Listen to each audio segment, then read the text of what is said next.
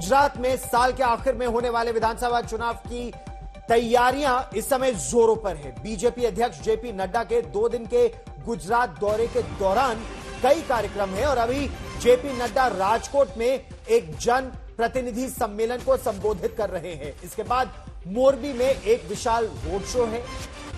गांधीनगर में वीरांजलि कार्यक्रम में भी वो हिस्सा लेंगे। हम आपको सुनवाते हैं अभी क्या कहा उन्होंने राजकोट में, सुनिए। गुजरात 100% ओडीएफ हो गया है, ओपन डेफिकेशन फ्री हो गया है। इसके लिए मैं आपको बधाई देता हूं। गार्बेज फ्री सिटीज पर आप काम कर रहे हैं और उसी तरीके से स्मार्ट सिटी मिशन में भी आप काम कर रहे हैं और आप वेस्ट टू वेल्थ इस पर भी आप काम कर रहे हैं, इसको भी आप आगे बढ़ा रहे हैं। साथ में आप हेरिटेज सिटी डेवलपमेंट ऑगमेंटेशन योजना में 12 सिटीज में द्वारका गुजरात है जिसमें आप काम कर रहे हैं। और इस तरीके से अगर मेट्रो रेल की बात करें तो मुझे खुशी है कि आज आप 250 किलोमीटर से बढ़कर 776 किलोमीटर के मेट्रो रेल का कंस्ट्रक्शन आपने किया है। एयरपोर्ट्स आज 140 बनकर के तैयार हैं। इस तरीके से विकास की एक नई गाथा लिखी जा रही है। मैं आपको सिर्फ निवेदन करने आया हूं मित्रों, हम किसी कुर्सी पर बैठने के लिए नहीं आए हैं, हम कोई सत्ता हासिल करने नहीं आए हैं। हम सिर्फ भारतीय जनता पार्टी यशस्वी हो यह हमारा माध्यम हो सकता है, यह लक्ष्य नहीं है। लक्ष्य है कि हम भारत मां की सेवा करने आए हैं, गुजरात को आगे बढ़ाने आए हैं। गुजरात के एक एक नौजवान, एक एक माता, एक एक बुजुर्ग, एक एक किसान, उसको ताकत देने के लिए आए हैं, उसको एम्पावर करने के लिए आए हैं। यह हमारा लक्ष्य है। इस लक्ष्य के लिए हम माध्यम के रूप में राजनीति में हैं और सेवा हमारा मर्म है, सेवा हमारा तरीका है। सेवा को साथ लेकर के काम करने आए हैं। और मित्रों, मैं आप लोगों से प्रेरणा भी लेता हूं क्योंकि गुजरात ने एक बहुत ही, जिसको कहते हैं, सुदृढ़ संगठन के नियमों पर चल करके भारतीय जनता पार्टी को दृष्टि दी है और इसलिए हम इसको गुजरात मॉडल भी कहते हैं, जिसको हम पार्टी लोग उसको उपयोग में लाते हैं। आज जब सीआर पाटिल जी बैठे हैं तो हम ये कहना चाहते हैं कि इन्होंने अगर पन्ना प्रमुख से बढ़कर के पन्ना कमेटी तक पहुंचाया है तो मैंने इस काम को सारे प्रदेशों में लागू करने का काम लिया है। इसको भी हमको ध्यान रखना। इसलिए सुदृढ़ संगठन, नियम, शाश्वत नियमों पर चलते हुए भारतीय जनता पार्टी कार्य को आगे बढ़ा रही है। मैं दूसरी पॉलिटिकल पार्टियों के बारे में चर्चा नहीं करना चाहूंगा, मैं उनके बारे में कुछ कहना नहीं चाहता हूं, लेकिन एक सैद्धांतिक विषय को आपके सामने रखना चाहता हूं।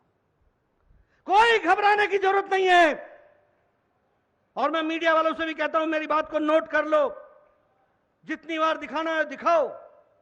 मैं बताना चाहता हूं, आज वैचारिक पृष्ठभूमि पर काम करने वाली भारत की धरती पर अकेला राजनीतिक दल है तो वो भारतीय जनता पार्टी है, इसको याद।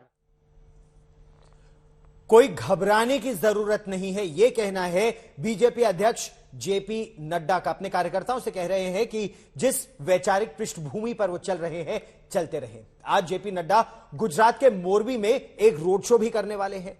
रोड शो को लेकर किस तरह की तैयारियां की गई हैं, बीजेपी कार्यकर्ताओं का इस पर क्या कहना है, क्या है ये तैयारियां, इसके बारे में बता रही है मेरी सहयोगी गोपी मनियार।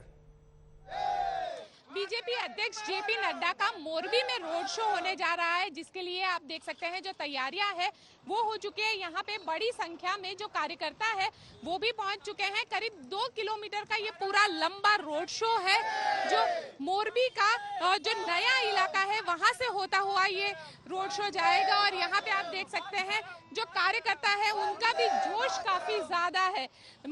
जेपी नड्डा गुजरात के 2 दिन के दौरे पर यहाँ पे आए हुए हैं। आज उनके दौरे का पहला दिन है और यहाँ पे मोरबी में वो रोड शो करेंगे। गुजरात चुनाव को लेकर जो बीजेपी है वो लगातार तैयारियों में जुटी हुई है और यहाँ पे आप देख सकते हैं कि जिस कार्यकर्ताओं में भी काफी ज्यादा जोश है, क्योंकि गुजरात के चुनाव में इस बार जो एक नया पहलू है वो है आम आदमी पार्टी, और जिसके चलते जो कह सकते हैं कि बीजेपी और कांग्रेस ये दोनों ही काफी एक्टिव है। हालांकि बीजेपी लगातार यही कहा जाता है उसके लिए कि एक चुनाव खत्म होता है और दूसरे चुनाव की तैयारियों में वो जुट जाती है, तो बीजेपी के लिए कोई बड़ी बात नहीं है। लेकिन मोरबी के इन सड़कों पे अब जो बीजेपी अध्यक्ष जेपी नड्डा है उनका रोड शो होगा और इस वक्त वो राजकोट में और राजकोट से वो सीधा यहाँ पे मोरबी पहुंचेंगे।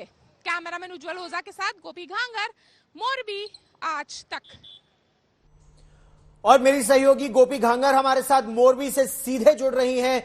गोपी, जिस तरह की तैयारियां हैं और जिस तरह की बातें भारतीय जनता पार्टी कर रही है, अध्यक्ष का कहना है घबराने की जरूरत नहीं है। पार्टी के और नेता कह रहे हैं कि चुनौती अगर हम किसी का भी सामना है तो केवल कांग्रेस से है, आम आदमी पार्टी या एआईएमआईएम का से नहीं। इसके क्या मायने निकाले जाए? बिल्कुल, देखिए गौरव, इसके कई मायने हैं क्योंकि गुजरात में अगर आम आदमी पार्टी की बात की जाए, क्योंकि अरविंद केजरीवाल लगातार यहाँ पे आते हैं। सबसे पहले तो मैं आपको ये दृश्य दिखाती हूँ गौरव, क्योंकि जेपी नड्डा का रोड शो यहाँ पे कुछ ही देर में शुरू होने जा रहा है और आप देख सकते हैं ये कलरफुल गुजरात के सौराष्ट्र की जो निशानी इसे कहा जाता है, जो छाते रहते हैं, ये छातों के साथ यहाँ पे ये पूरी एक गरबा मंडली जो है, क्योंकि नवरात्रि भी आनी है, तो ये पूरी जो गरबा मंडली है वो यहाँ पे पहुंची हुई है अध्यक्ष जेपी नड्डा के स्वागत के लिए। और वैसे में अगर गुजरात के अंदर चुनावी मायनों को अगर आप समझे तो आम आदमी पार्टी इस बार चुनावी मैदान में उतरी हुई है। आम आदमी पार्टी अब तक ये कह रही थी कि हम चुनाव के अंदर विपक्षीय पार्टी बनने के लिए आए हुए हैं, लेकिन लगातार जब से उन्होंने यहाँ पे गारंटी देनी शुरू की और प्रधानमंत्री ने जब रेवड़ी की का जिक्र किया, उसके बाद आम आदमी पार्टी लगातार अपनी जो कंपटीशन है वो बीजेपी के साथ कर रही है। साथ ही जो एआईएमआईएम है वो भी यहाँ पे जो ओवैसी है वो भी लगातार यहाँ पे गुजरात के दौरे पर आते रहते हैं। वो भी यहाँ पे अलग अलग जो मुस्लिम सीट्स है वहाँ पे लगातार वो काम कर रही है। तो वैसे में इस चुनाव में इसके जो मायने हैं ये काफी अहम हो जाता है, क्योंकि एक और जहाँ रेवड़ी की बात हो रही है वहीं बीजेपी के लिए चिंता का विषय ये है कि पिछले 27 साल से गुजरात के अंदर बीजेपी का शासन है। कहीं ना कहीं जो एंटी इनकम्बेंसी है वो भी है और ये चीज आपको माननी पड़ेगी क्योंकि यहाँ पे गौरव एंटी इनकम्बेंसी का असर कई जगह पर थोड़ा बहुत देखने मिलता है, लेकिन जब यहाँ पे प्रधानमंत्री आते हैं और गुजरात में प्रधानमंत्री के लिए ये कहा जाता है कि प्रधानमंत्री का अपना एक अलग रिश्ता है गुजरात के लोगों के साथ, और जब वो आते हैं तो एक पूरा माहौल ही पूरा बदल जाता है।